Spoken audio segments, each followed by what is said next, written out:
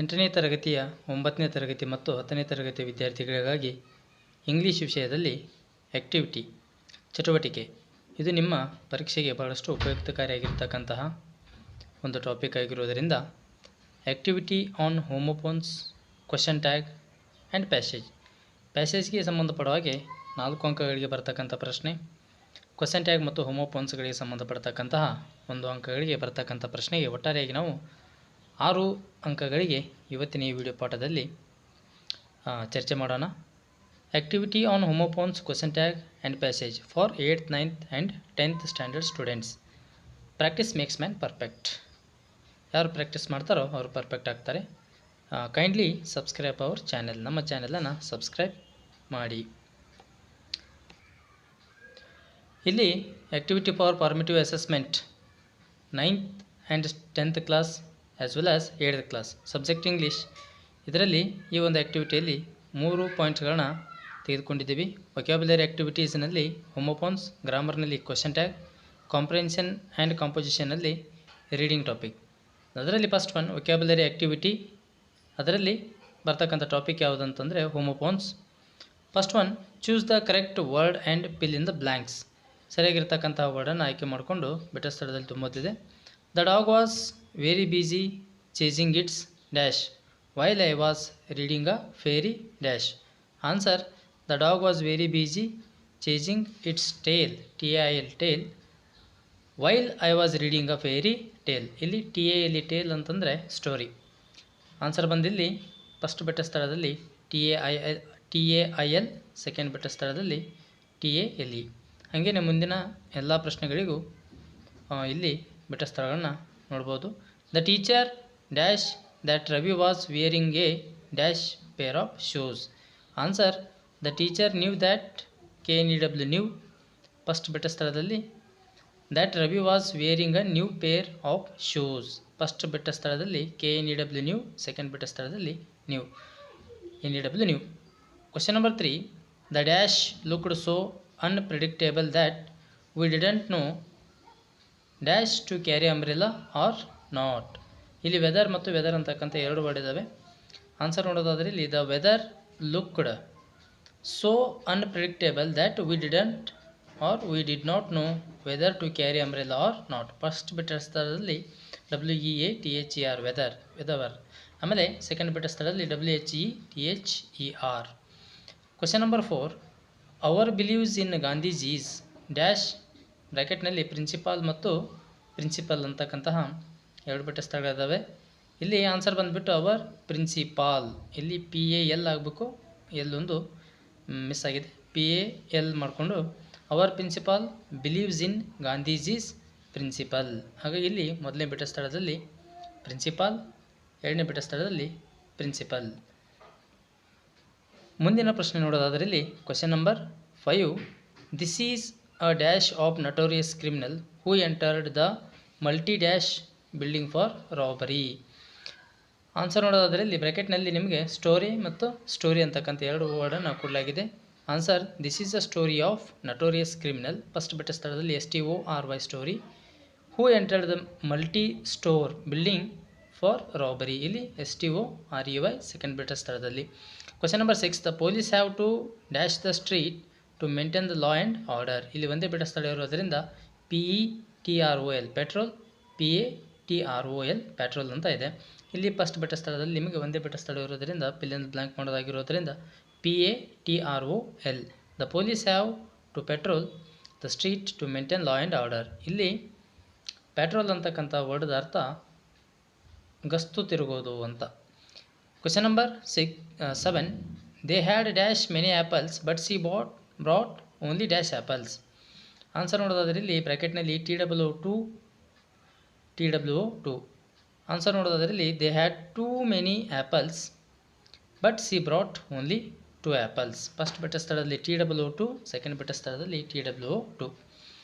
Question number 8, I went to dash the dash shore with my father. SEAC SEEC 2 ಹೋಮೋಫೋನ್ಸ್ಗಳಿದ್ದಾವೆ. ಅದರಲ್ಲಿ first one answer ನೋಡೋದಾದ್ರೆ ಇಲ್ಲಿ I went to see the shore with my father. SEEC ಅಂತಂದರೆ ನೋಡೋದು, SEA ಅಂತಂದರೆ ಸಮುದ್ರ. Question number 9, the girl is in the dash dress to dash the newspaper in the assembly. Answer ಇಲ್ಲಿ RED red, READ read ಅಂತಕ್ಕಂಥದ್ರ past ಟೆನ್ಸಲ್ಲಿ ಓದಬೇಕಾದ್ರೆ ನಾವು red ಅಂತ ಓದಬೇಕಾಗ್ತದೆ. The girl in the red dress to read the newspaper in the assembly. First ಬಿಟ್ಟ ಸ್ಥಳದಲ್ಲಿ RE red, second ಬ್ಲ್ಯಾಂಕ್ನಲ್ಲಿ READ read. Question number 10, the king came along with his dash wife to the village dash fair, FAIR fair. The king came along with his fair wife to the village fair. ಇಲ್ಲಿ ಎರಡೂ ಬಿಟ್ಟ ಸ್ಥಳದಲ್ಲಿ FAIR ಬರೋದು. ಹಾಗಾಗಿ ಇಲ್ಲಿ FAIR ಅಂತಕ್ಕಂಥ ವರ್ಡ್ದ ಅರ್ಥವನ್ನು ತಾವು ಫೈಂಡ್ ಔಟ್ ಮಾಡಬೇಕಾಗುತ್ತದೆ. ಇನ್ನು fill in the blanks main point to grammar ಪಾಯಿಂಟ್ನಲ್ಲಿ ಕ್ವೆಶನ್ ಟ್ಯಾಗನ್ನು ಆಯ್ಕೆ ಮಾಡಿಕೊಂಡಿದ್ದು. Fill in the blank choosing the most appropriate question tag given brackets ಅಂತ ಐತೆ ಇಲ್ಲಿ. Shilpa reads her lessons daily dash ಆಪ್ಷನ್ಗಳು 4 ಇದ್ದು ಆ ಆಪ್ಷನ್ಗಳನ್ನು ಓದಿಕೊಂಡು ಸರಿಯಾಗಿರ್ತಕ್ಕಂತಹ ಆಪ್ಷನ್ ಇಲ್ಲಿ doesn't she. Question number 2, Mohan hardly lies to his mother. Option 4 ಓದ್ಕೊಳ್ರಿ. ಅದಕ್ಕೆ ಆನ್ಸರ್ ಬಂದಿಲ್ಲಿ doesn't he. Question number 3, Raghu shawl clean the doors should. 4 ಆಪ್ಷನ್ಗಳನ್ನು ನೋಡ್ಕೊಂಡ್ರೆ ಅದರಲ್ಲಿ ಸರಿಯಾಗಿರ್ತಕ್ಕಂಥ answer option D shan't he. Question number 4, Padma is cleaning the vessels. 4 ಆಪ್ಷನ್ಗಳು ನೋಡಿದ ಮೇಲೆ ಇಲ್ಲಿ ಸರಿಯಾಗಿರ್ತಕ್ಕಂಥ ಉತ್ತರ ಆಪ್ಷನ್ ಡಿ ಇಸಂಟ್ ಸಿ ಆಗಿರ್ತದೆ.